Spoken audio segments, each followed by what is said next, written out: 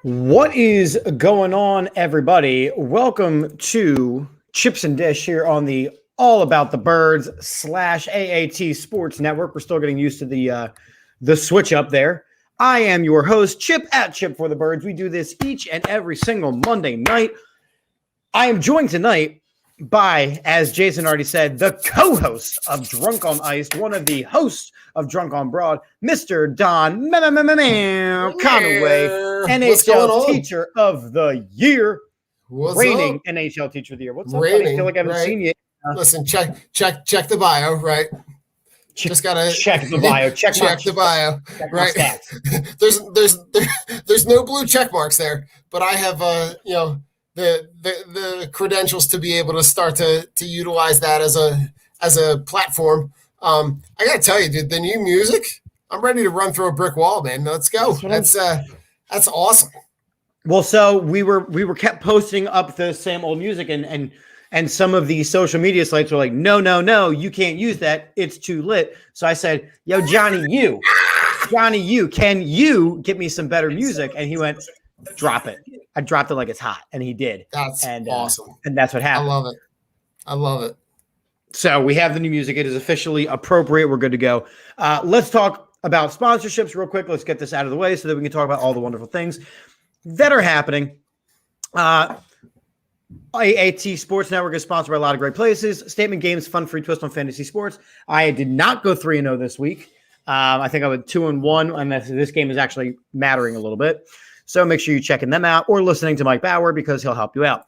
OddsJam.com. You can use their arbitrage calculator to not lose money if you are a gambling person. The AAT Sports Network /shop. All kinds of great designs. Make sure you're checking them out. Some dope new designs. If you have not checked out the Slim Reaper, the Jalen Hurts sketch, Superman kind of, there's some serious. That's kind of next level stuff. I gotta ask you. Have you guys sent any of your stuff into Sirianni? Because you know that he's wearing stuff that people have sent into him. So we have an in the NovaCare complex. We are in the process of getting it delivered and sent his way. Nice. I can foresee him walking out to practice, Slim Reaper on the chest. That's not the one we went with. We went with the bare-chested Kelsey Go Birds. Yeah. Oh. But it has the AAT logo on the coffee mug. That's awesome. I love it.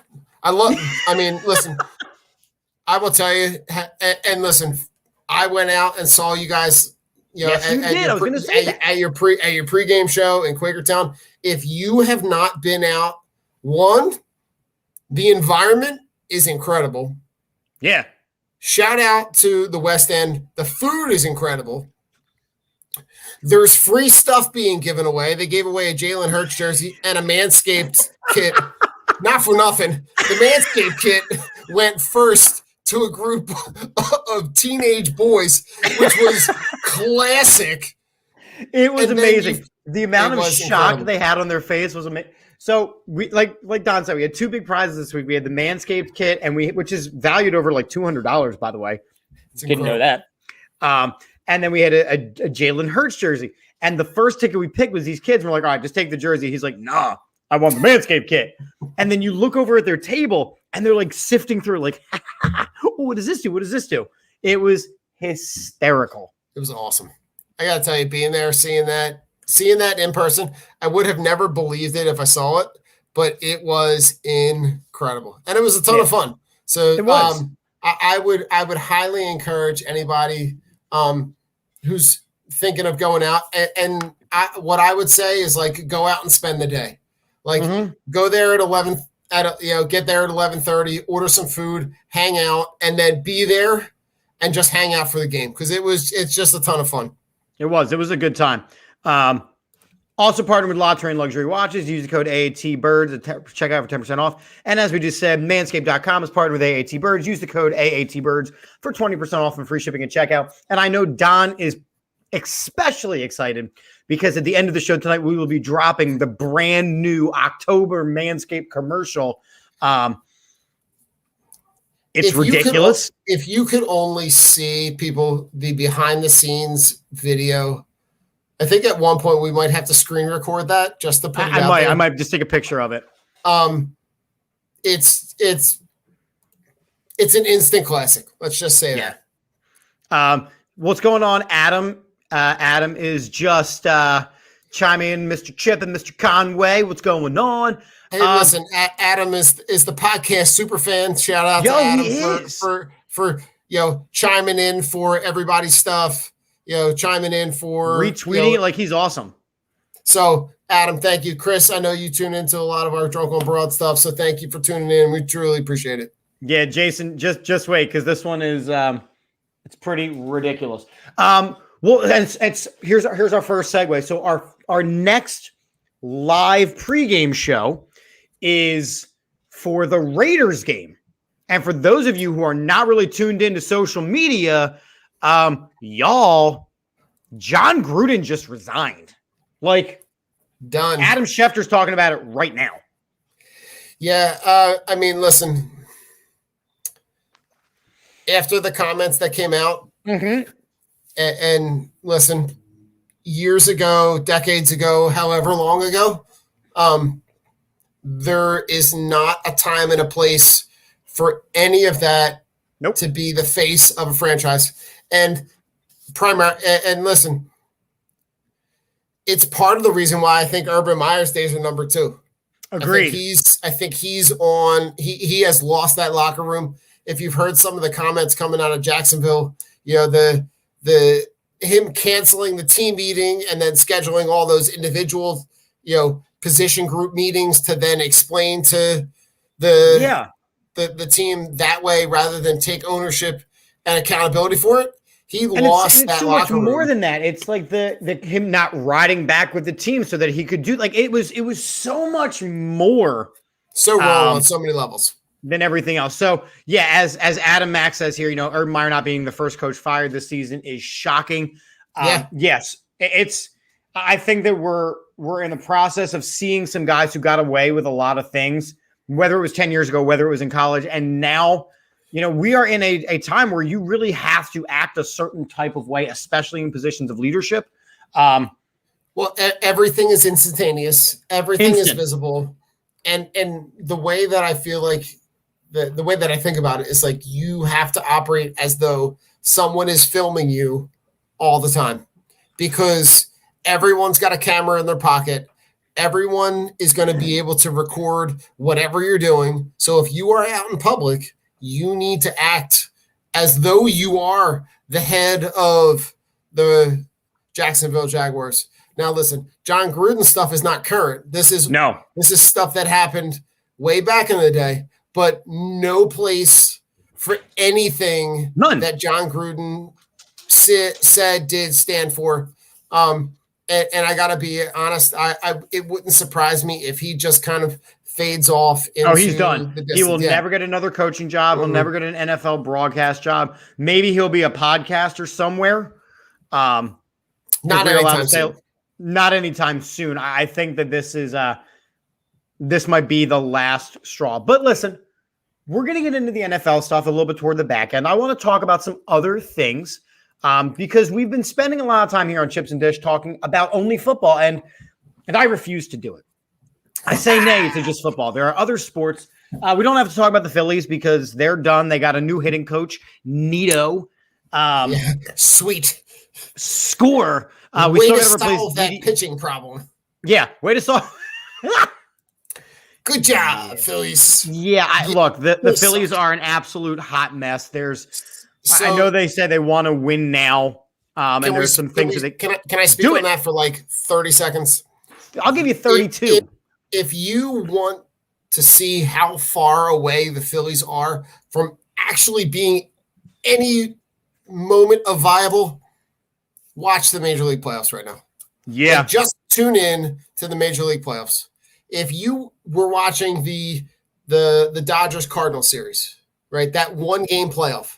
If you've been watching the White Sox, the Astros, anybody, they are so far away from being relevant. It's not even close. And I think the nail in the coffin last night was watching Nick Pivetta have a shutdown inning and then being insanely fired up as he's walking off the field. And I'm like, it just kind of shows you just how far away they are. They're so far away. And it's more than just, well, Didi Gregorius, we got to find someone to eat his salary. And it's more than just, well, we need one pitcher. This team needs a pretty drastic overhaul in quite a few categories, and answers everywhere. Oh my God. Matt, so I see that you're commenting here, and I appreciate that. As a reminder, comments on Twitter are still not working. So if you want to get in on the conversation, watch on Facebook, watch on YouTube to comment in. We like when you comment. It allows us to do some chatting. Since we're on the topic of baseball, and we'll wrap it after this. Yeah. Giants or Dodgers? Julio would like to know. Okay, so just to dig the knife a little deeper, the Giants. They've been that team all season. I think the Dodgers have the bigger payroll, but the Giants are better coached right now. For the simple fact that to see Gabe Kapler be successful just kind of sticks the knife in a little bit deeper. I was actually, short story long, I was rooting for the Cardinals only for the simple fact that I was thinking that if the Yankees and Dodgers both went out in a 1-game playoff, that it would force MLB to really look hard at that 1-game playoff, because you have 162 games of series, 3 games, 4 games, whatever, and then you play 1 game. Yeah, they make a big deal. The 163rd game, like cool, not cool, right? Yeah, you can't have a division winner playing there, like no, or a team that was that close. So for me, like, it doesn't. I'm not saying you got to play a 5-game series, but like you could play 3 games, right? You could play the first 2 at the team with the better record, so they still have the home field advantage. But you make it a 3-game playoff, and at least at that point, it seems viable, right? It seems like it's more akin to the season rather than everything else. But absolutely, I agree. I think the 1-game playoff, I know what they're trying to do. I just don't know if they have the right format for it yet. Chris Corrigan saying the Drunk on Ice podcast is awesome.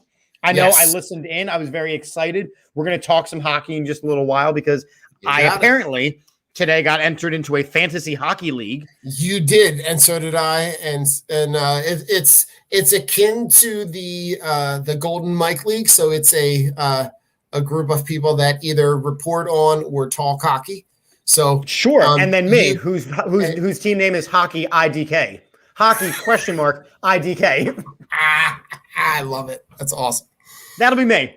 I'm really excited for the live draft where I'm just going to go, I'll take that guy. I hear you. I hear you. I know my Flyers. I'm still getting well versed on the league. Yeah. White Sox and Astros are postponed. Sure, baseball's done as far as I'm concerned. Yeah. Baseball's on. Yes, they could create a wild card round for the top. Sure. They could. There's a lot of stuff that MLB could do. But let's be honest. If MLB could screw anything up, they screw everything up. They would. So with that being said, this episode is really talking about October surprises and October spookies. And one October spooky dropped today. I'm shocked. Ben Simmons wants to come back. Right. Ben Simmons wants to come back. Why? Because did you have October 11th on your pool? No, I didn't. I don't care on my pool because I wanted that block. You wanted that block? I already signed up for it. Talk about the biggest waste of space that like you stood your ground. I would have more conviction to stand behind him if he stood his ground and said, I'm not coming. I don't care how much you find me. I don't care what it cost me. I don't care if I have to sit out the whole season. Have the self-conviction. You already said, I'm not playing for that team anymore. I'm not coming back to Philly. I'm selling my place in Center City. There's no coming back. So you have to look at it a different way. So what happened? Right? If you think about it, the league just they just created that new bargaining. They had the new CBA where they really the agents fought really hard for the player contracts to be more substantial, more guaranteed. Right. So the league said, okay, guys, honor those contracts then. And then you've got this guy who signed a 4-year, $200 million deal. And after 1 year says, I don't want to play here anymore. And they're saying, and just from kind of reading under the turning over rocks of reading into and under some stuff. Yeah. The NBA is basically saying, hey, Sixers, fine them. Yeah. Like do what you need to do because this is not acceptable. Right. And from I look at that and say, you know what? I'm in the same boat. There is no coming back from this. All right. So here's the only way that it comes back. You line up Broad Street like it's the Super Bowl parade. And you walk them down and you Game of Thrones them. And you ring the bell and you say shame. Shame. But here, look, but it'll never happen. That aside, there's no coming back from this. And look, I know Doc Rivers doesn't have the self-conviction to be able to come back from it and say, I messed up. And I know Doc Rivers is saying all the right things. You know, we've always wanted him back since day one, and that's great. Right. But considering he did everything wrong, it could have easily been, you know what? Yeah, the guys want to come out here and talk to me in LA. I'll tell you what, I'll meet you guys in Philly because I do want to come back. Everything that has happened says that this is a total positioning move. Whether it's actually true or not, whether it's Daryl Morey basically just trying to say, no, this guy has trade value. He's not just trying to force a trade. Or it's actually true that he wants to come back. The damage is done. He cannot come back to this team because he's already a weak-minded individual. As Adam's saying here, what's the point of coming back? He can't shoot. He stands out there and hides, and he's the softest athlete in the world, Jason's saying. It's really true. He doesn't have the mentality to be here. Are the Sixers a better team with Ben Simmons playing on it? Absolutely. Ben Simmons. Yeah. Ben Simmons is a good, not great, not excellent, not outstanding. He is a good athlete. Yeah, but here's his problem. He wants all the notoriety that comes with being an athlete, right? He wants that. He wants, go back to those comments that you shared a couple shows ago with Shaq, where he wants to have the pictures in front of his car. He wants to have the pictures by his pool, and he wants to be out in California, and he wants all the things that comes with being a celebrity. But I saw a graphic today that kind of hit home where it was it was saying, look at Ben Simmons and look at Lonzo Ball, right? Lonzo Ball spent he spent the last couple years reworking his shot. I mean, his shot looked like garbage coming out of UCLA. I didn't even consider him an NBA player. It was didn't even consider him an NBA player. It was this weird off the side thing, right? But now he's a viable, average to middle of the road NBA 3-point shooter. He shoots decent from the perimeter. Ben Simmons has his game is legit the same exact thing that it was when he was in his freshman year at LSU. He spent the entire offseason positioning and complaining and not really working on the craft and not doing anything to get better for the team, but to get better for himself. And now, as the preseason is starting, now he wants – I don't want to hear it. This is a couple weeks old. But of all people, Stephen A. Smith went in on Ben Simmons a couple weeks ago. If you haven't seen this, listen to this. He pointing the finger at everybody. Helps if I turn the sound on, though, believe it or not. Give me 1 second, and I'll do it the right way. Yeah, the sound's on. It was. I didn't hear it. No, share system audio. I got to do it the right way. All right. Let's try this again. Should feel compelled to Now, make up. You hear it? I don't hear it. Philadelphia. How you performed in the series against the Atlanta Hawks. A run other than anyway, I don't know why it's not working, but he goes on to basically say that this is not acceptable behavior. No, and listen, if I'm another NBA athlete, does that make me want to play with him a whole lot more? Not really. Right. It really doesn't. You know, and I sent you the picture earlier tonight where it says Ben Simmons has dated more women since 2006 than he's made 3-pointers. Yeah, and it's true. He's dated 6 different women and he's made 5 3-pointers. Like, not that 3-pointers are the evolution of his game, right? But a simple jump shot. It speaks to his lack of desire to expand his game beyond what he's always been able to do. He has always been an elite defender. He's always been a 6'9", 6'10", 6'11" point guard who can run the floor and accelerate the ball and is an exceptional passer. And he's always done all of those things. Right. But he's been that guy since his freshman year at LSU. There's been zero he has not been development of his game. Zero. Right. And zero willingness to do it. The fact that people said flat out, like, hey, you really need to work on these couple things. And he went, I want to go. I don't want to play here anymore. Like, that's not, those reactions aren't equal. You have to grow. And now that he's losing money, now that the team is still moving on without him, you know, it's the idea. Now he and Clutch Sports want to tuck tail and come back. We want to discuss what it would take to bring him back. Right. How about this? Show your ass up and come back. Right. Deal with the fact that the fan base hates you. Deal with the fact that your teammates feel abandoned by you. Deal with the fact that you still haven't developed anything. And deal with it. Come back with your tail between your legs. Do a mea culpa. Come back and say, I fucked up. Because I fucked up. I read the whole situation wrong. But everybody winning forgives it all. Winning forgives it all. You're right. It worked with Odubel, who I said flat out, I said shouldn't be on this team. But as long as they were winning, people were like, "Oh, he's a center fielder."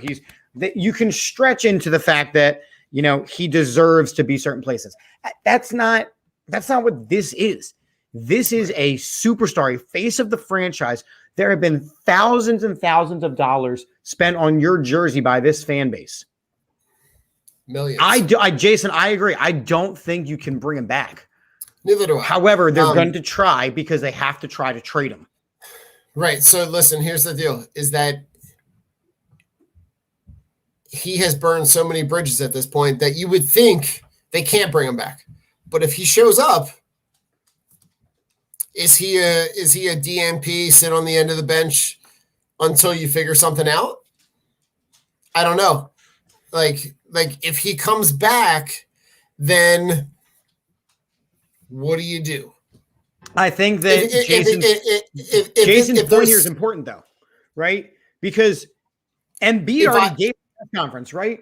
I saw, I'm not sure if it came from whatever, the past few stuff has been put out there, looking at the reaction of him not being here. I feel like it's fair to assume it's coming from whether it's his agent or people, whatever. I feel like over the years, the way our team has been built, you look at last year, the whole starting lineup shot. I was the worst three-point shooter. I can play. But I feel like our teams have been built, whether it's the shooting or stretch five. I feel like he's always had it here, and we still have it. It's kind of surprising. I feel like our teams have always been built around his needs.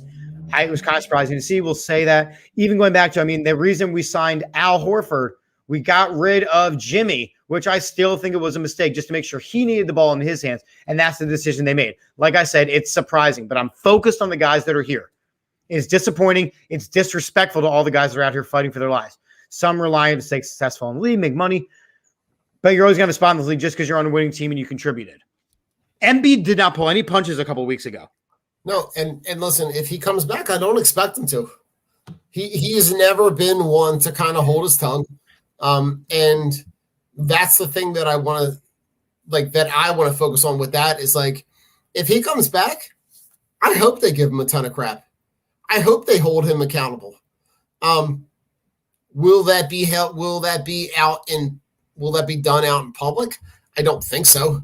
But for me, I look at this scenario and say, how do we reconcile with this?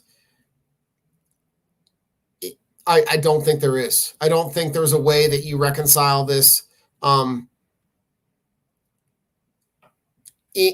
a result that doesn't end up with him ending up playing for another team.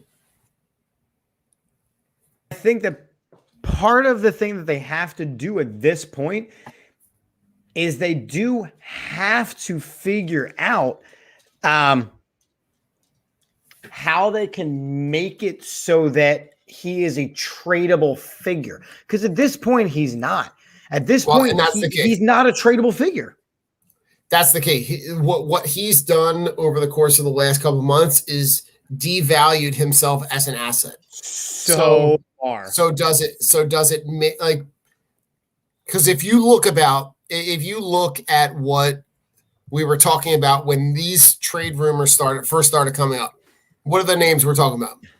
Right. We're talking about Lillard and we're talking about Beal. Mm-hmm. Right. He wants so badly to be in that group. Right.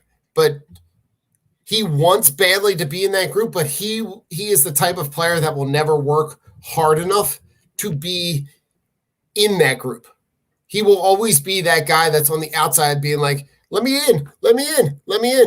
But he's never the guy that's ever going to put enough work in to be able to be in that elite group. He's okay with being on all defensive teams, and he's okay with being all-star, and he's okay with having those really, really good first halves of the season and then kind of fading off. I don't see it. I don't see it as I don't either. I don't think there is a way where Ben Simmons can come back to this team. And like Jason's saying here, right? The problem with Ben Simmons is entitlement. He wants so badly to be in that upper echelon that he's got to do the work to get there. Like all the greats have done. All of the greats have had to work to get there, and he's not willing to do it. Instead, he wants to go, well, they're being mean to me. Shut up. Yeah, just go. I feel like he needs more people telling him to shut up.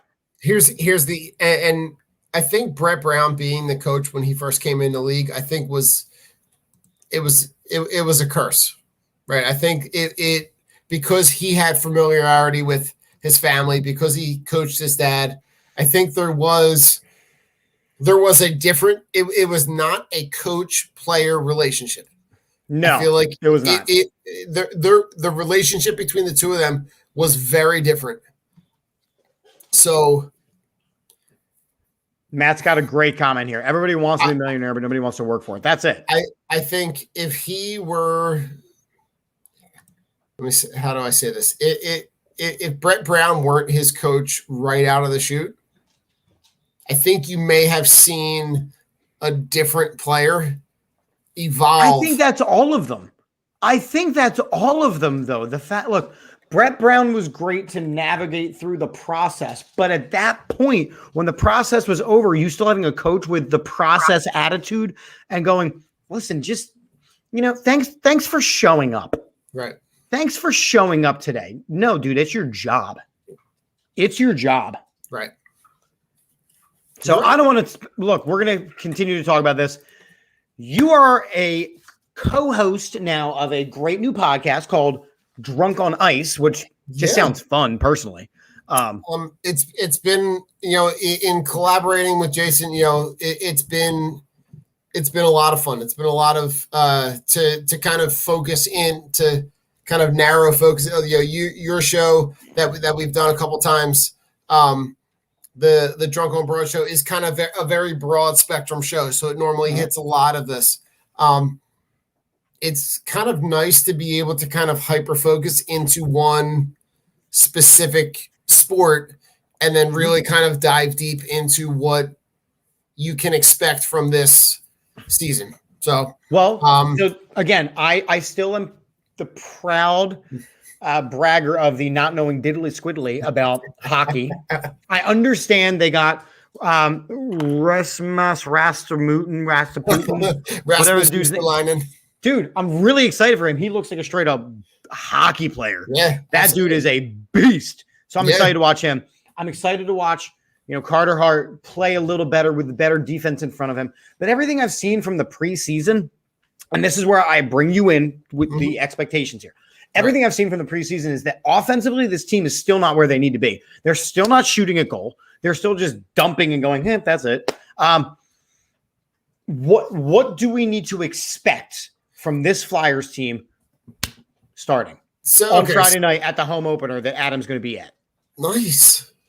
I think the thing that I look at first is look at the offseason moves, right? The offseason moves were built around giving Carter Hart more support. That's where, I think if you go back a couple seasons where that COVID shortened season where they ended up playing in a bubble, they get a play in to go. I'm going to pause you for 1 second because we just did this segment. Max put this comment up for us. Ben Simmons has arrived in Philadelphia and took a COVID-19 test as required by NBA protocol. Sources tell ESPN. I want to say cool. Cool. The wife just said cool. Whatever. I listen. Here's if he's going to be able to kind of turn around and take the heat and take all that's been kind of thrown at him and just own it and just say, yo, I fucked up. Yeah. Then you'll at least get, but there is already a delineated line between some people that have already written him off and are already done and push him aside. Yeah. Now, in reality, what do we know? If he comes back and he plays and he'll all be forgiven. All is right with the world. I'll be on a Drunk on Broad episode on Tuesday night saying, did you see that Ben Simmons highlight against the Nets on opening night? Like, we all will. So I think the most important thing that in this case is to be honest. I think if he doesn't want to be here, the best thing he could do is come in and play incredible and make himself a more viable asset to get more in return. Right. I just want to see improvement. I don't want to see another year of the same Ben Simmons with his layups and dunks. I want to see some shots. Anyway, back to the Flyers, a team that I'm really excited to see. Go ahead. All right, so what do I need to expect? So everything on the defensive end was built around making Carter Hart not as much reliable on himself to stop the puck. So you brought in guys like Ryan Ellis and Rasmus Ristolainen, and you brought in Keith Yandel. Those guys, and here's the one thing that we talked about on last Thursday night was a lot of the guys that they brought in, Cam Atkinson included, they were all either captains or assistant captains in a form on a previous team. So you're bringing in guys that are team leaders that are coming in with a lot of experience that are going to be able to make that unit more cohesive. I think having Ellis, Ristolainen, and Yandel on the back end with Provorov, I think is going to help Provorov be able to elevate his game. Right. I think because to be honest, he was back there on an island by himself. He was, and we saw that. He was just getting peppered. It was him. The defense was not good last year. With a bunch of other guys. So I think having other guys back there with experience, I think is going to be able to help. Swapping out Voracek for Cam Atkinson is kind of like an even swap. You got a little bit younger on that move. How about the Nolan Patrick move? I mean, listen, put Nolan Patrick in the same bucket. I have. That's why I set you up. It was a volleyball setup right there. Of Carson Wentz, Ben Simmons, and Ben anybody Simmons, who wants to leave the Phillies. Mickey Moniak. Name another guy that the Philadelphia teams swung and missed on in the first 5 picks of the draft. Mm-hmm. I mean, that you could do an entire podcast on missed draft picks. We just might. Maybe we have a spinoff here. I think that missed opportunities with Chip and Don. I don't know if I'd call it that. That sounds very depressing. That's a terrible name for a show. Not interested in that.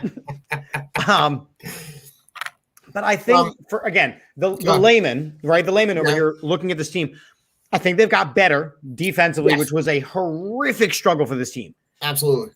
Everything I've seen from the preseason is that they're still not shooting the puck well. And now backup goalie is a question. I would agree in the sense that they do need to be more aggressive on the offensive end. They need to shoot more.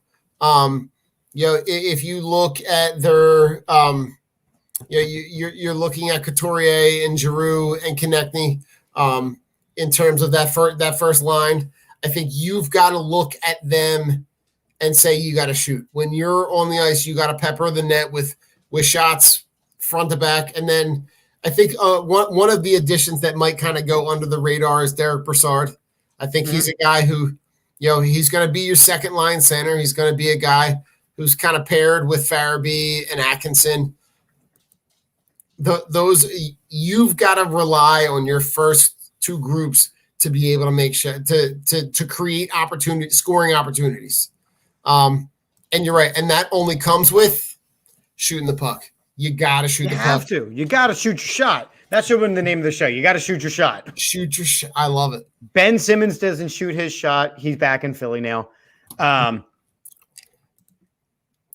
shot my shot to see if I can get Freddie Mitchell on the show. He was not interested. I'm playing. Or I should say he didn't respond. So, listen, and so it'll happen. Take Martin Jones with a grain of salt. The backup goalie. Got it. He played in San Jose on a terrible San Jose team. Right. And he could be a guy who could be reliable as a backup, but let's be honest, if we are talking about the backup goalie being relevant, then this season is already a loss. But think about how much Carter Hart didn't play last year. Well, but here's the thing, though, is if Carter Hart can bounce back, and in order for this season to be successful, he has to bounce back. He has to bounce back and be the goalie that you thought he could be. But also remember, he's 23. Right? We know that's important to keep mentioning. That's important to remember. Like, he's not 29 with an established career and played 8 years. He's still young now, but I think what you're looking for is that bounce back year for him to say, hey, listen, last year was not who I am. With a good defense and with a solid blue line, I can be better. I think you're okay. Do you remember when we were talking about Hurts and the season that Hurts that we're looking in my mind, I'm looking to evaluate Carter Hart in that same vein. I want to see improvements from week to week. I want to see him make corrections from, if he's getting beat glove side consistently, is he making that correction? He's got to get better. He's got to get better. But I think I think it will help having the defense in front. Same page there. I think the defense being better in front. Look, his defense last year was Swiss cheese was nice. The defense in front of him was no good. So Ristolainen is a guy you're going to love, though. Is this a playoff team? Is this a Stanley Cup team? What are your reasonable expectations for this team and your lofty ones? I think they could be. So I think, relatively speaking, if you look at that division, right, they're playing in that division with Carolina, Columbus, the Devils, Islanders, Rangers, Penguins, and Capitals. So they are the top 3 teams are going to make the playoffs. I think it's more likely that they end up as like that wild card if they're going to make the playoffs. They're going to be in that middle of the pack, 4, 5-ish. I don't think they're ready to contend because Tampa and Boston are light years ahead of most of the teams. I think Florida is a team on the come. I think that the Florida Panthers could be a team that would expect to maybe make a couple moves. But they're not a team that I would put a ton of money on for the playoffs. Got it. Okay. But I wouldn't be surprised if they sneak in that wild card. They're one of the last 2 teams in. All right. Well, it starts on Friday night. I mean, that's the big thing. It starts Friday night, and then I think next week they have a game against the Kraken, so I'm excited for that. Oh, the Kraken. So we talked about the Kraken. So they took a very, very different approach to draft their expansion draft. They started the process early. Yeah, they started the process. I know enough about hockey to know that is not going to be a good hockey team. Which is surprising, considering that Vegas had a draft. They had an expansion draft a couple years ago, and they took a very win now approach. And they did. They won now. And they've kind of ridden that wave. They took a lot of experienced players. They paid the salaries up front, but then they were relevant right away. Where Seattle took the exact opposite approach. They basically took the cheapest a bunch of players of everybody they could take. They took a bunch of players that would have been released. They are the Kraken.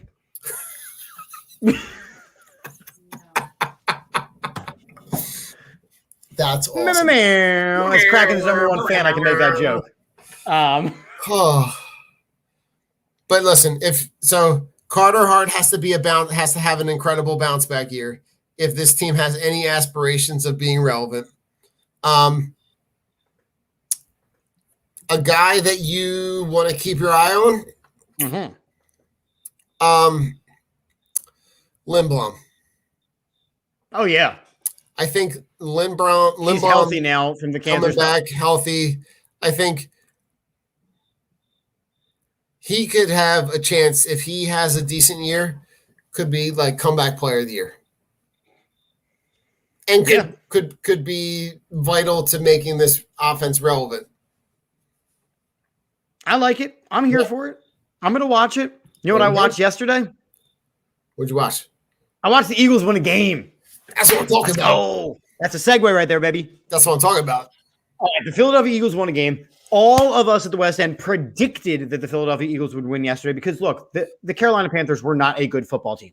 They just weren't. They had beat a bunch of nobodies. They were not a good football team. They did win yesterday. They did not deserve to win yesterday because for about 50 defense, though. The defense was sensational. The defense did a great job playing. Darius Slay did an absolutely incredible job. He had his best game as an Eagle. Steven Nelson had his best game as an Eagle. Javon Hargreaves. The defense played out of their mind. The offense needs to be put out to pasture. That is not. It is not it. It is not it. Okay, it is not it. Before we rail on the offense, I'm going to rail on the offense. Can we talk about how awesome Javon Hargreaves is? Yes, I love him. I love him. He's great. I like me some him, man.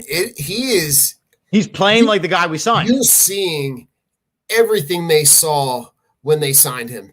And I think so much so that you saw when he started getting double teamed. You saw Fletcher Cox come off the milk carton. That's how this team is supposed to work. Right. So that's how this team is supposed to work. You know, you're seeing the strength of this team is up front, and something that gets that I don't think gets enough play is the corner play. I think no, because we haven't had really good corners in years. Slay and Nelson have been everything that you've asked them to be. They've shut down corner. They've shut down. You haven't outside of Tyreek Hill. You haven't seen a ton of like. And Tyreek Hill wasn't even Slay's fault. Right. That was. It was just great scheming by Andy Reid because that's what he does. Right. He picked apart a gaping defense. Now, look, the offense is not like we sat back there and we watched Miles Sanders get run directly into the line over and over and over again. Yeah. That's not the solution. He is around the edge guy. Kenny Gainwell is around the edge guy. The fact that Zach Ertz can't hold on to the ball, the fact that Devontae Smith is being targeted over and over. This is not it. On 3rd and 19, you ran a 1-yard play. Yeah. You ran a 1-yard play. This offense is not it. And the coach of the Chargers came out and said the other day, you run the ball. Even if you don't have success running the ball, you force the defense to become more physical. You passed the ball again entirely too much. You became one-dimensional against a Carolina team that let up 245 rushing yards against Dallas the week before. You had a ratio at one point, I think, of like 22 pass plays to 4 run plays. It doesn't work. At one point, Tom Brady had more rushing yards than Miles Sanders yesterday. I mean, and listen, we can talk about that coming up because that we will. That to me yesterday, it was a slog. Like at one point, I'm looking up at the scoreboard and I'm like, are we down by like 4 touchdowns? Because it seemed like you just couldn't get anything moving. But you saw what – okay, so here's the positive that I take away because I'm trying to look at this season through a different version of itself, which is although the first half into the third quarter was a slog. 54 of the 60 minutes was a slog. But – towards the tail end of the third quarter into the fourth quarter, I love that you saw the resilience of Hurts. You saw him be able to, even though it was a slog for, what was 2.5 quarters, you saw that last quarter and a half, you saw him be able to kind of turn it around and be able to lead him on drives and end drives in touchdowns and not field goals. So if I have to take away a positive from this game, I see that even though there are places where you can build around him, you just have to do a better job at game planning the things that he does well to put him in better places to be successful. And I think where that starts is with the run game. But you also need Miles Sanders in the last 2 minutes when they're trying to run out the clock to not run out of bounds. That doesn't help. He didn't even know what he had to do as a running back. It's been so long since he really ran the ball with any kind of consistency. And by the way, he ran the ball successfully. So the fact that they didn't look, Adam, it's so much more than the whole why can't they ever play a 60-minute game? It's so much more than that. The offense is doomed to fail. It is game planned to fail. It is executed to fail. Jalen Hurts carried this team yesterday to a victory. And, the offensive line did not have a good game. Jason Kelce was shaky yesterday. Yeah. Mailata struggled at right tackle like we all knew he would. Right. The blocking schemes weren't there. The tight ends weren't there. The game plan wasn't designed to be successful against the Carolina Panthers team that had let up almost 250 yards of rushing. You have to run the damn ball. I do not understand this logic anymore. Do you move him back to the yes. other side? You move him back to left tackle. 100%. You move him back to left tackle. You paid him like a blind side linebacker or like a blind side lineman. You put him there. Yeah, absolutely. If Lane Johnson is unable to play, and by the way, Sirianni did come out and say, well, he's not. We're hoping that he can play again. Okay, so are we. We are too. Yeah. Obviously, this is much bigger. This is much bigger than that. I'm curious to know what the deal is. And listen, I hope whatever is going on, I hope, take whatever time you need to get resolved. Do what you got to do. Yeah. I mean, there's a lot of. But train Dillard at your right tackle. Yeah. And if he can't do it, then you can have Driscoll do it. You can have other right tackles. But Jordan Mailata has got to. If the hit that he allowed Hassan Reddick to put on Jalen Hurts' front side 2 plays had happened on the back side, on the blind side, Jalen Hurts would not have gotten up. Jalen Hurts would not have gotten up. The ball would have come out as well. On two consecutive plays. On 2 consecutive plays. Dillard has been good. I understand playing him there, and I understand having that kind of freedom. Jordan Mailata is the left tackle of this football team. Right. That's it. If you've paid him to be there, then, stop playing musical chairs. Let him play there. Let him be the place where he's going to move mountains like he can. And, if you have to figure out something on the other side, figure out something on the other side. But don't put him in a position where he's not going to be successful when there's a spot on the line where he will be. Right. Let me just say, again, breaking news as we went on the air is that John Gruden resigned. Let me tell you, I've seen some of the reports of the things that he said. He should have been fired. He should never have been hired. I'm not putting him on this screen because I still like to believe I run some sort of family show. It's disgusting. It is despicable. And goodbye, John Gruden. Yeah, and listen, if you're a professional sports team, that's up to you to. If you're a human being, you don't. No, I'm saying you're like. That's on the organization for not vetting him as well as they should have, and just seeing, that's a big name that we can get to sell tickets, because that's all that was.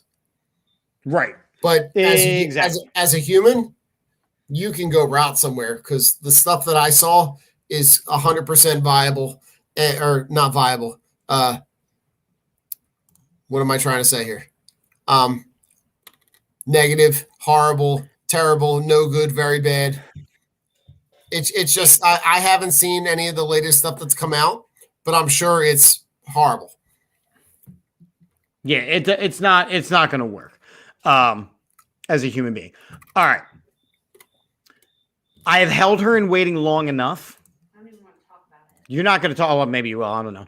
So it's time for the weekly pickoff, the Chips and Misses weekly pickoff. We do this every single week. Let me tell you, I don't know what was in the water last week. Maybe it was the fact that we rushed through our picks because, the craziness of parenting. But the wife and I kicked some serious ass this week. I'm just going to come back to you guys were pretty on point. We got to talk some Ted Lasso before we leave, too. We will talk some Ted Lasso before we leave as well. Yes, we will. So I know you're setting things. I just want to make sure that you can actually be lit in here. Okay, well, where are you going? It's always lit. Oh this God, is a nightmare. That's my face. That's where I stand. But he's a nightmare, that's guys. Where I stand. Can you move? No. What is happening here? I don't know. This is supposed to be done before we go on the air. That was your fault. I can't wait for the audio version of this, where people have no clue what's happening. Off the rails already. It's been 5 seconds. I'm like holy over here. Again, we're gonna do this. There we go. See, that's why I moved it. Okay. All right, what do we got? This week. Hold on, guys. Hold on. Wait, I need to take a sip from my mug. Excuse me. It's my face. Nice. It's my face on a mug. That's awesome. I love it. That's my face on a mug. It is. You know what, Matt? Hang the hell on, sir. Right. The champ is not in the building. That's right. Sheila and I going into this game, which we look like we're both going to be wrong because Carson Wentz is apparently playing like a football player. It's the third quarter. Whatever. Tila and I are both going into this game 14-1 on the week. What? Yep. Shame you guys didn't put some money on it. My dad said that actually. So we are both 14-1 on the week. It looks like we'll end up 14-2 if this continues to shake out. But we got some games to go through. So Don, I love you, but I gotta shrink you down a little bit. There you go. Because I gotta add this to the list. So we've been moving around. All right. All right, who we got? I started updating it a little bit to make it look prettier. I'm going to have to zoom out a skosh. Let's try 175 over here. Are you a mess today? I am a mess today. I'm not my usual great self. So you can see on the weekly pickoff, I stand at 53-26 on the season, which is, it's decent. What about the The boss? wife is 49-30 on the season. Mm-hmm. Again, what the weekly pickoff is, for those of you just tuning in, and I think that's pretty much nobody because all of you guys know this shtick at this point, is we pick games. I pick them based on football and statistics and knowing things about football and statistics. How's that going for you? 53-26. So you have so with all of your statistical analysis, that equates to like 4 games better. Four wins. Hi, Jason. Like 4 games better. I love it. We're going to go through. We did this again. We do not pick in the same room. We do not pick at the same time. No. We just go and I think we have 3 different this week. I don't know. I didn't look at yours. I looked real quickly.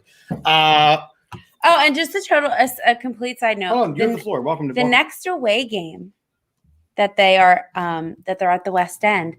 I will be there, so everybody needs to come and be there. That's true. Yeah. That is true. So game 1 of this week, it is the Bucks and the Eagles. This game was never going to be a win. Never, ever, ever. I'm going to put that up. Don't worry. Mm-hmm. I wrote the Eagles don't beat the Bucks. The Super Bowl champs against a team that's, not the Super Bowl champs. This was chalked up as a loss a long time ago.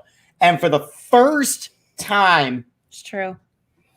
Tila picked against the Eagles. I did. I never, ever do that, ever. Yep, Matt, Correct, she did. Matt. Oh, I never do. I was Ever. I was really I was anticipating the anti-Brady spiel. It's still there. I It's know still it's there. still there. I want to take the L. I was holding out hope for it.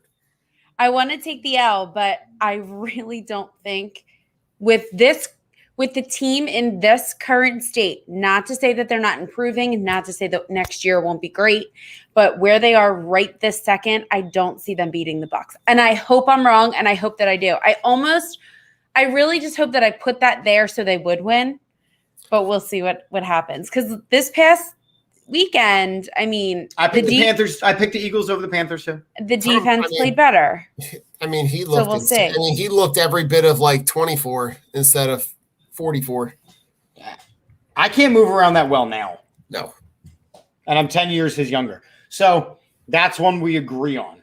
One we disagree. Yeah, I know. Jason, I know she went against her own judgment. She never goes against the Eagles. I know. That is saying something. If I'm going against the Eagles, that says something because I don't care. I will pick them every week. It's in this particular circumstance. This is not the Super Bowl winning Eagles. So I'm just going to go with the Bucs on this one. And I hope I'm wrong because I hope want to I'm be wrong wrong. too. It's just that this team is not. They're not there yet, Adam, but they're doing well. Adam, sir. Yeah. I hope they do, Adam. I hope they do. Yeah. Go Birds. Go Birds. All right. In the worst football game of the weekend, we have the Jaguars and the Dolphins. Yeah. Yeah. I picked the Jags. I said they're going to get the first one of the season. Finally, the Dolphins are a really bad team with injuries at the quarterback. Jags have been getting slightly better. The Jags haven't won a each week. single game? No. Okay, well, they're not going to win picked this the one. Dolphins. Of course I did. I love Dolphins. Both of these teams are shit, but Dolphins are smarter than Jaguars, and they're so cute. They're so cute. And they have a bigger purpose in life. Echolocation.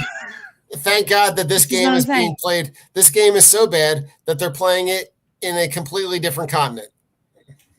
Is this another Europe game or a Mexico game? Yeah, no, this is being played at the Tottenham Hotspur Stadium in London at 9:30 in the morning on Sunday. Which I'm here for. I need more 9 a.m. games. Listen, I need the every NFL week, to start at 9 a.m. and Every end. Yep, every week. You need to say Cheerio with your Cheerios. I don't. Listen, I love England a lot, so I'm not going to be listening to any I of think this. every team should play an international game. I think Agreed. They do a great job over there. Every week should have a 9:30 game. I agree. It's so And much then more have fun. the bye You week can the drink at following week. 9:30 in the morning. But like have them play that 9:30 game, and then your bye week is the following week. You I have think your that's bye genius. week after your England game. We're coming up with great ideas here, and I think the NFL needs to start listening to them. Really, is We what it can comes put it down in to. an email. We know they check them. I will be honest with you guys. I have stayed away from the whole Raiders thing, so I don't really know what's going on. I just know something was racist. Is that correct? Is that very, very racist and very toxic and current racism? Not that it matters, but just out of curiosity. The emails are old, but the racism is fresh. Oh, well, okay. So there you go. Yeah, fuck that guy. Yeah, exactly. Yeah, he said some things he really I haven't liked him ever. Yeah, so he said some things he really shouldn't have said. Yep. Haha, Adam said Dolphins. All right. Well, you got it. Good on Adam. Vikings and Panthers. We both had the Vikings. Mine because the Vikings had a huge win. The Panthers lost to us. Panthers still have too many injuries, especially defensively, to stop Minnesota. You said I am still sticking with Blondes having more fun. And since Leif Erikson Day just passed, it's really important to honor him. It was October 9th. And if you don't know who that is, you need to look it up because it's really cool. My students learned about it today, and I wore a Viking hat and had a tomahawk axe to prove it. Oh, my God. I'm here for all of it. That was the only axe I had. Okay, I was going to say. It was the only axe I had. I told the kids it was culturally not correct. That's correct. Panthers, if McCaffrey comes back, I would agree with that. I don't know who that is. So he's the one white running back in the league. CMC? That means nothing to me. Alrighty. I mean, he's like I figured that based off of his last name. Yeah. Chargers, Ravens, we both had the Chargers. Chargers have been impressive this season and are capable of scoring an insane amount of points. Their offense has been superb this season. Yep. I just don't see how Baltimore can slow that down and keep pace, especially since they put up 3 against the What is this for shit? Right you have the Chargers as well. I do. So this game really just comes down to the quarterback's hair for me. And Herbert, that's his name, Herbert, right? Justin Herbert. Okay, has it all over Jackson. I don't know what's going on. Yes, he does. He's got that suave, like he does. He's got that meme where he's like I call him Friday Night Lights because he reminds me of what? Riggins? Tim Riggins. Yeah. So for me, I'm going with the Chargers, and because I love the Chargers. I have 3 teams that I love, but my number one is obviously the Eagles, then the Dolphins, and the Chargers. We both have the Rams.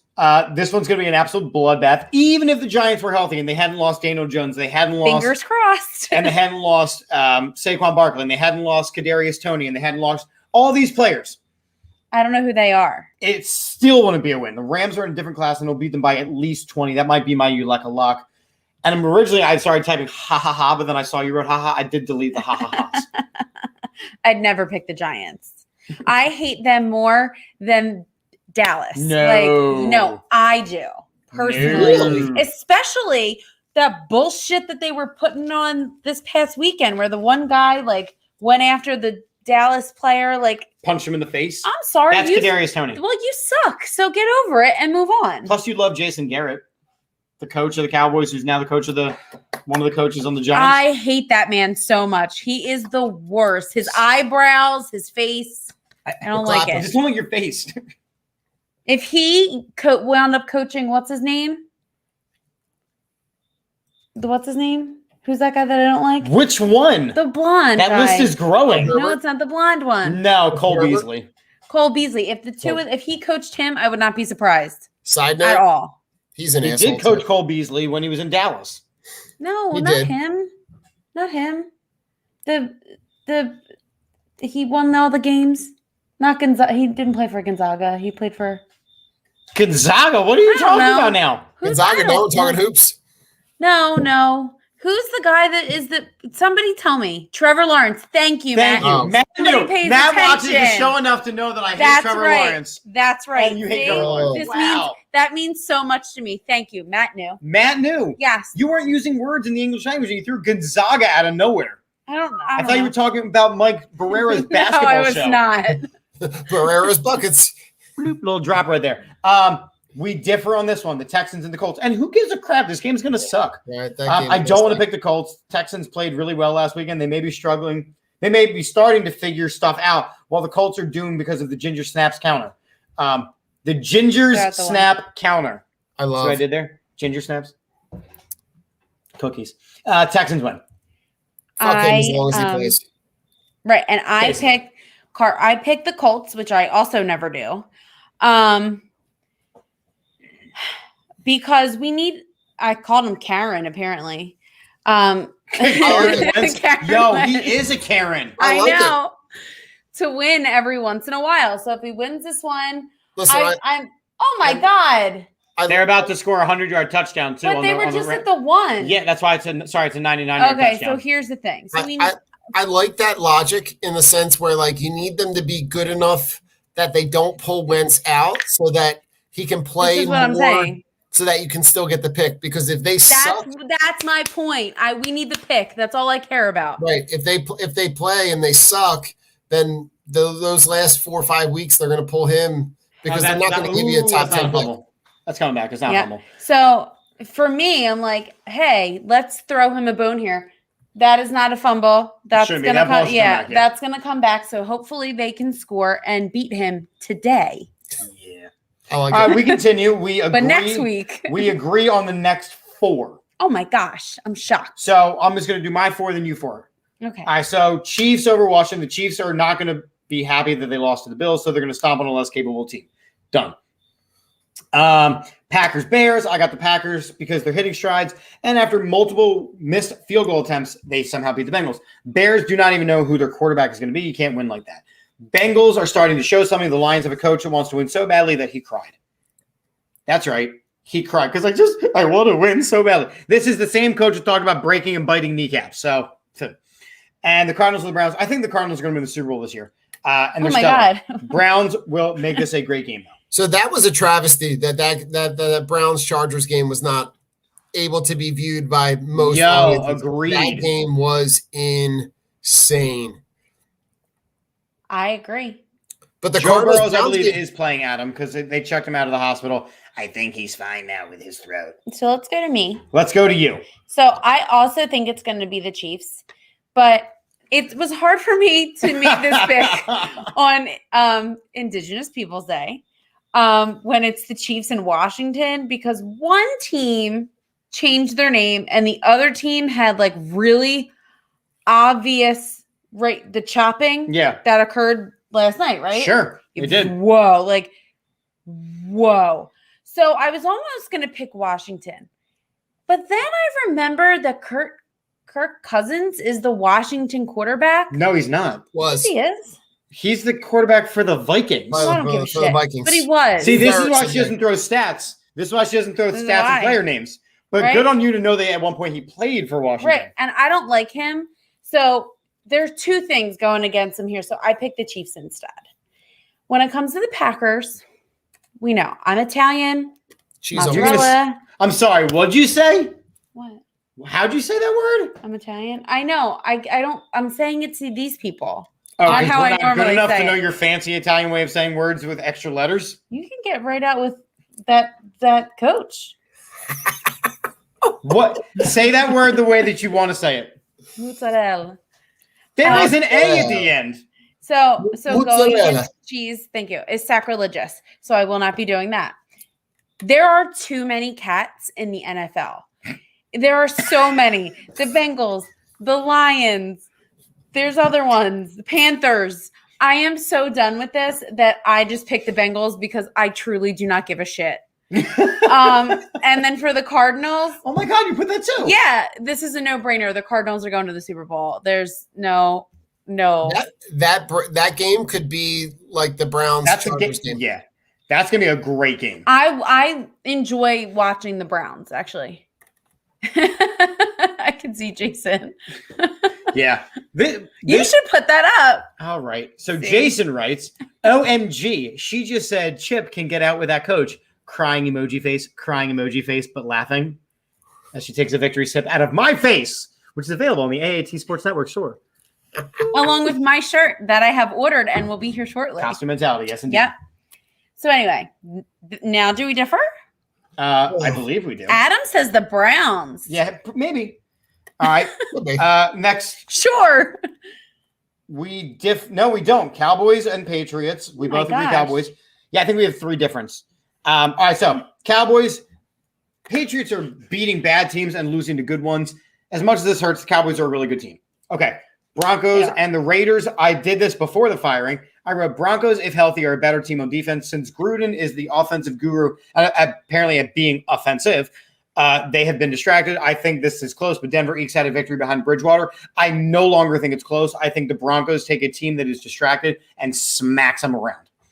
And then the Steelers and Seahawks, Russell Wilson's out. Geno Smith is not winning a game this season. As much as I think Ben is washed up, he's still better than Geno Smith. So my reasons are very different. Sure. I believe that the costumes at the Raiders and Broncos game, guys, they're gonna clash so hard. Well, you have to do the Cowboys Patriots first. Oh, okay, but I want to talk about this first. Okey-dokey. No, you know what? I don't, because I have something to bring up. So the Cowboys and Patriots, I hate the Cowboys slightly less than I hate Bill Belichick. And that's really big. Are killing it this season, I have to say. So I really think, and I hope that they lay the smackdown on the Patriots, and then I hope everyone gets injured and then they drop down. I love it. I'm here for all of it. Now the Broncos. Okay. As everybody should know by now, I cry easily when it comes to really nice things. Oh yeah, I did mean things to you on this one. So he showed me, he goes, can I, he has to, he prefaced the conversation with, I have to show you something, which immediately says, Tayla's going to cry. So then he tells me about how Iowa State, Iowa, or Iowa University, sure. How they do that wave to the children's hospital. That is incredible. It's so amazing. And if you have not seen it, I highly, highly recommend you look up this video of them doing this. Well, he told me about it and I cried. And then he showed me the video and I cried harder. So I put that the best thing in college football. Yeah. And I put that right up there with horse blankets. And people making blankets for horses because they get cold. And what about the sheep? Oh my God. So for the sheep, they make like little things on their, like some people crochet them and some people put little pool noodles on their heads, and it's very cute. And I could cry now. So that's why I picked the Broncos, because that's the closest thing to making me think nice thoughts about people doing nice things. Wait, and then you have to do Seahawks and Steelers. Yeah, I'm going to get there. So Sierra's husband is out because he's got that mallet finger or something like that. So why show up? Just like the Steelers win. We went through this with the Steelers a couple weeks ago with TJ Watt. They shouldn't have showed up, and now the Seahawks should be at home. So you're saying that him being out is the nail in the coffin with his mallet finger? I can't with you. I know. Okay. Do they sign Cam Newton? Maybe it's an option. I don't think Geno Smith is the answer. I also don't think Cam Newton is the answer. Is Cam Newton the guy that dresses like Beyonce? Yes. Okay. I know who that 100%. is. If Beyonce and Pharrell had a baby, it would be Cam Newton. I despise you right That's now. how I know who he is. Oh my God. I'm just saying. That's it. Okay. And then I think we differ a little bit here. Yeah, we differ on the last one. Bills and the Titans. I have the Bills. You have the Titans. Yes, I do. Bills are in a class by themselves this season. The only way the Titans win is if they don't let Buffalo touch the ball. Since that won't happen, Bills will win this marquee matchup. I'm excited for next Monday's game. I happen to know. Best team in the NFL? Yeah. Next to the Cardinals. And the Cardinals are great. Cardinals are better. I think that the Bills are having one hell of a season. But I think that the Titans are starting to pick up steam, which is good. And plus, if you've ever been to Buffalo, it's so boring. And not only there are too many cats in the NFL, but there are also too many New York teams. That's 3. That's enough. I've had it, okay? It's that's an why they let embarrassment. the Jets and the Giants play in New Jersey. Yes, but they're considered New York. Like, I don't know why. bullshit. Yeah. But aside from that, I happen to remember, and I'm pretty sure, and this is again why I don't throw out stats, but I'm pretty sure that last year when they played each other, the Titans destroyed the Bills. Is that accurate? I'm gonna have to I could look it up. I have to So look it up and find I out. feel like that's in my mind palace. So if that's the case, then that's good. What? Your mind palace. Yeah. That's It's a where new I- story right there. Tila's mind palace. Yeah, it's where I store all my information. He'll tell you. I would not be admitted there. He'll tell. I would not be invited to my He'll house. tell you. I love feel like they got wrecked. In 2020, holy crap. 10-13-2020, Titans 42, Bills 16. There you go. Mind palace See? right there. Stuck Drop right it. there.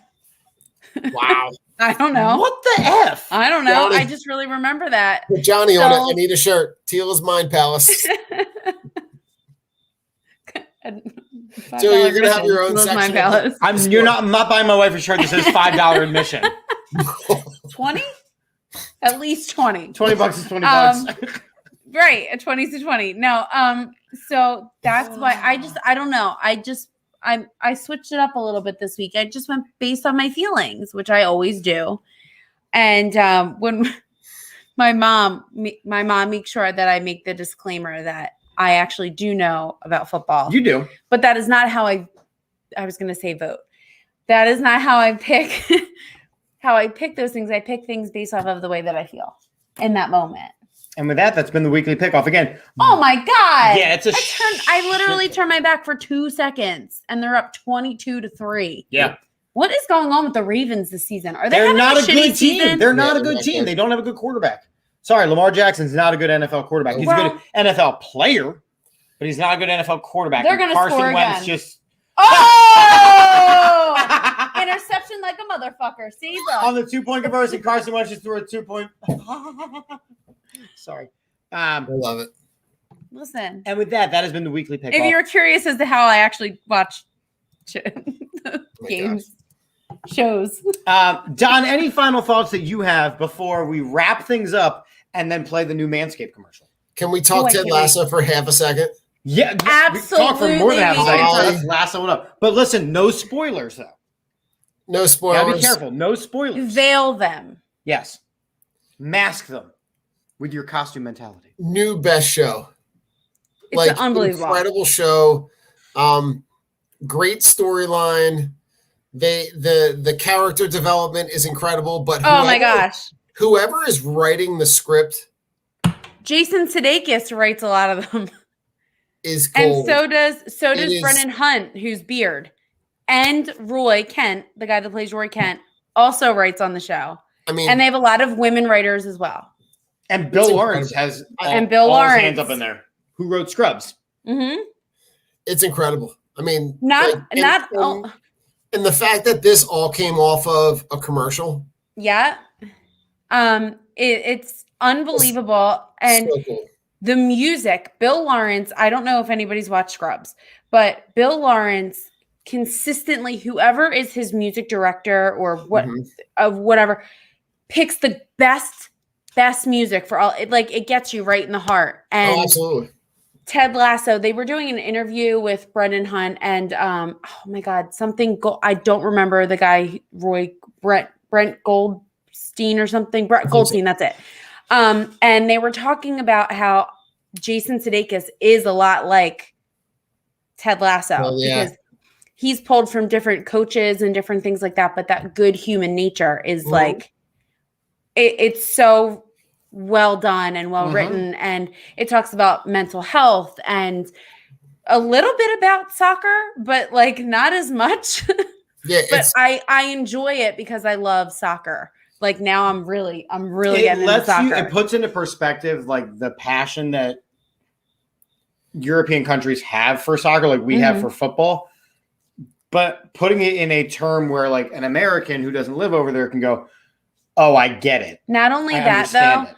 not only that, it's kind of a glimpse into locker rooms, which I feel like are that's pretty synonymous with everything, right? Well, so when you have a coach like yeah. that, your players want to play for you. They want to win for you. They want to work hard for you because you care about them genuinely. And I think that it is evident what locker rooms are like that and what locker rooms are not in the NFL right now. But it's also finding that fine line between like not being too much of a candy ass. Like I'm starting to think that Nick Sirianni is too much of a candy ass.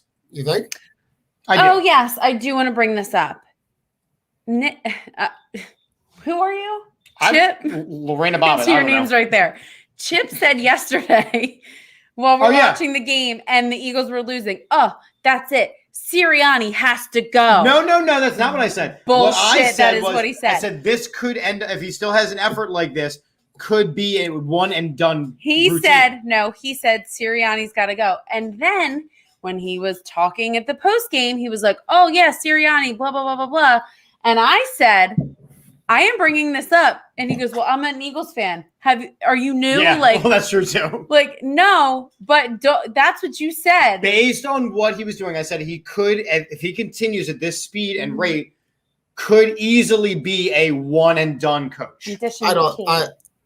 I don't think he will be, but that's the Eagles fan overreaction of it.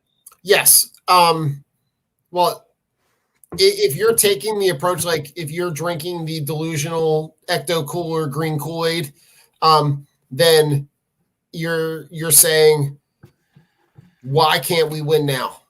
But like if you're realistically looking at the season and saying it's building everything. The crescendo of this season is not playoffs, Super Bowl. It's, do we have a quarterback so that we don't have to spend draft capital next year to be able to, is this a guy that you can build around for the next couple of years? If not, then move on. He can be your backup quarterback and you draft or you pick or you pull whoever off of someone else's roster. But I think that Jalen Hurts is our guy. He's got all the intangibles.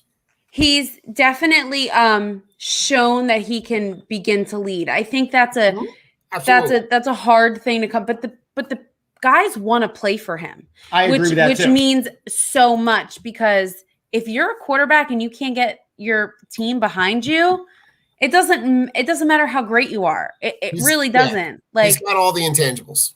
Yeah. So for me, I think that he'll be back. I really like him. I do. I like Sirianni very much. I think he is all in 100%. Yeah. I think his play calling has to get better. This is a different level. But I think that he can do it. I do too. I think he's got to actually, try to run the ball. There you go. Touchdown, Ravens. There we go. Cool beans. But it's a long way away. He's getting outcoached every step of the way. And yeah, as the comments are rolling in, blame Howie. How we can control him, that's a problem. Jeffrey Lurie's not going to fire and do a one and done. I agree with that. I agree. Sirianni is a yes man. If we want to blame anyone, it's Howie. Yeah. Listen, to speak to what Johnny posted the other day with the article about Andy Reid within the first couple games of his tenure, like that. What we're seeing from Sirianni is not anything new than what we didn't see when Andy Reid was plucked from being the quarterback's coach from the Green Bay Packers to then be elevated to a head coach and then spend the first couple of years actually figuring out what. But there is a difference working under a coach like Mike Holmgren as opposed to working under a Frank Reich. Okay. You were a part of a Super Bowl winning organization. Yeah. I mean, but and a part of that staff. Absolutely. Right. But in the same vein, right, you could be, how many guys from Belichick's tree have come off that tree and flopped and been horrible?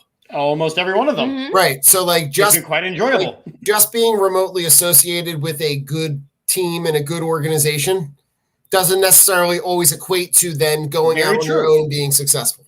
Very true. True. So, but I think that we're gonna do well. I do. Yeah, Down absolutely. the line. And because I wasn't here for the thing, Ben Simmons coming back. What a joke. What a joke.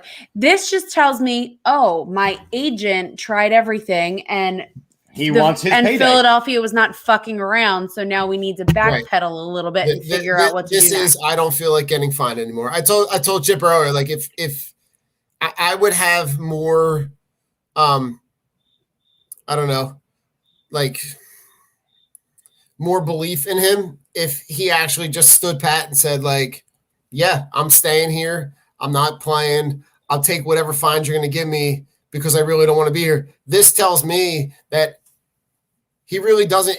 Where he plays is irrelevant. It doesn't matter. He just wants to get paid. It is irrelevant. Clutch Sports. I'm just here so I don't get fined. Yeah. Clutch Sports messed up because they didn't realize how much he was going to get fined and how much money he was going to lose, and didn't realize. Great comment. It's true. Yeah, it's true. I mean, okay, so you really don't feel like you need to go anywhere. He's throwing a temper tantrum. He really is. And no one in Philadelphia has time for that. That's one thing of him being here all this time. He should have learned is that we don't tolerate that shit. And on that note. Yes. Oh, and by the way, Chip is showing me what was written in these emails by Gruden. Is that his name? Gruden. John Gruden. How? That's not only racist. Oh yeah, misogynistic. It's against everybody. It's against every class of human being. It's against that being isn't and he's speaking poorly about queer people. We didn't talk about what the emails actually said. People can do their own research. Okay, well, I'm just telling you, if you want to look it up, it's terrible. Yeah. He should bye. Yeah, that's kind of how we feel. And speaking of bye, yeah, I know. We're not going to get into that on this show. It's a sports show. Great sponsors, great conversation. I'm going to go through the sponsors again real quick.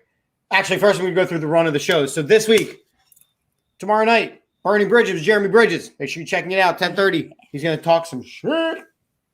Wednesday night, Eagles preview show that we do every single week. We bring on this week a Tampa Bay Buccaneers writer / podcaster to talk about all things Tom Brady and his hips and his hand. They don't lie. And all of his broken parts. Giselle. Thursday night is an Eagles game.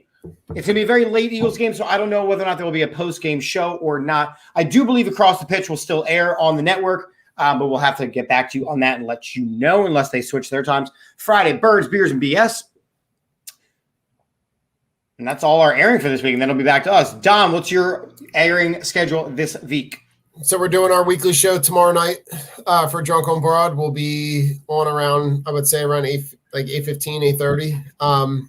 And then we have the Drunk on Ice show that will be next Thursday. So we're doing every other Thursday.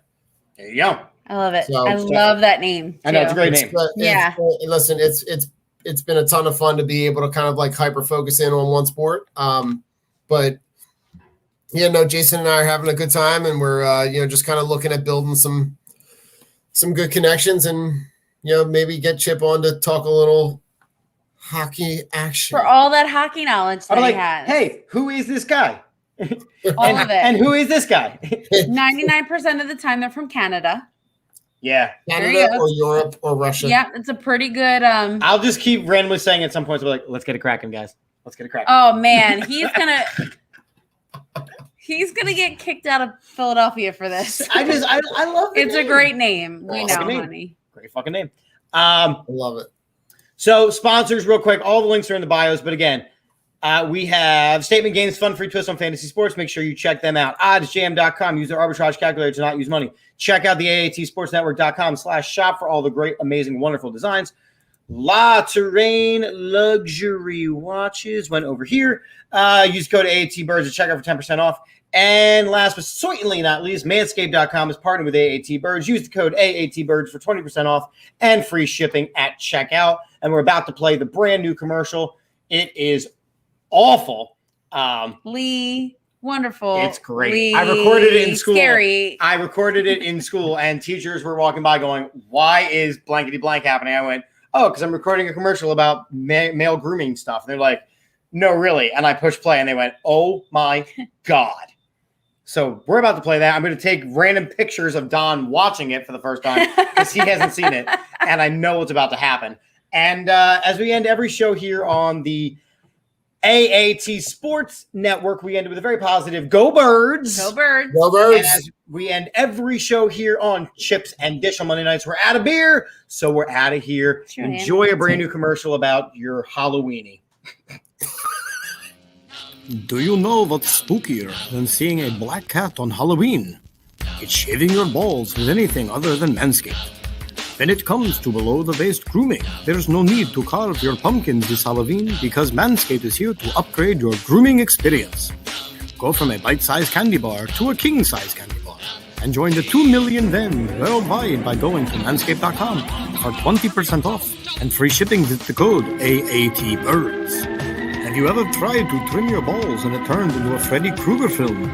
Well, luckily, Manscaped is here to save the day and make sure you're smelling fresh with their new refined body wash. Fellas, the ladies love their signature scent, and it will scare away those vampires.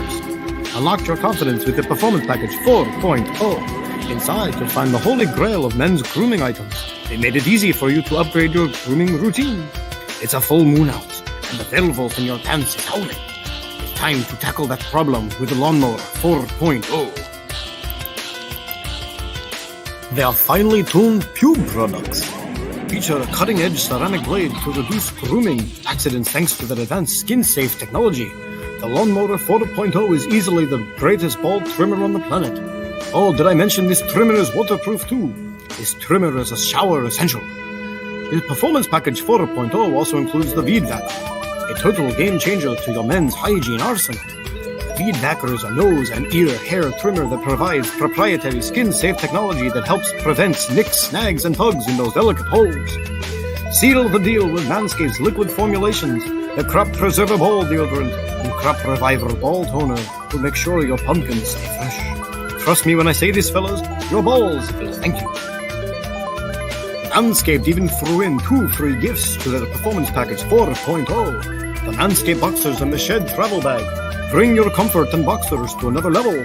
If you're looking like Wolverine and haven't cut your nails recently, be sure to check into the Shears 2.0 Nail Kit. They had a bunch of other life-changing products on their website, so be sure to check it out. Get 20% off and free shipping with the code AATBIRDS at manscaped.com. That's 20% off and free shipping with the code AATBIRDS at manscaped.com. Say trick or treat to your beautiful new Halloweeny. Manscaped.